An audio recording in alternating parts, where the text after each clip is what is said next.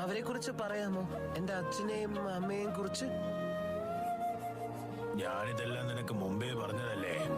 അത് വളരെ പണ്ട് നടന്ന ഒരു കാര്യം. എനിക്ക് അറിയേണ്ടത് ആ കാര്യങ്ങളല്ല. നിങ്ങൾ പറയുന്നത് തകർത്ത കാര്യമല്ലേ? ആ നരി വന്ന് വില്ലേജിനെ തകർത്തതും കുറെ ആളുകളെ കൊന്നതും എന്റെ അച്ഛനും അമ്മയും മരിച്ചതൊക്കെ എനിക്കറിയാം.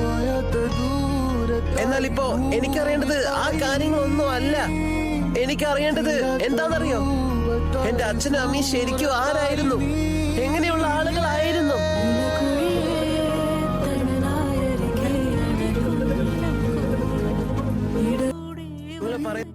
വില്ലേജിനെ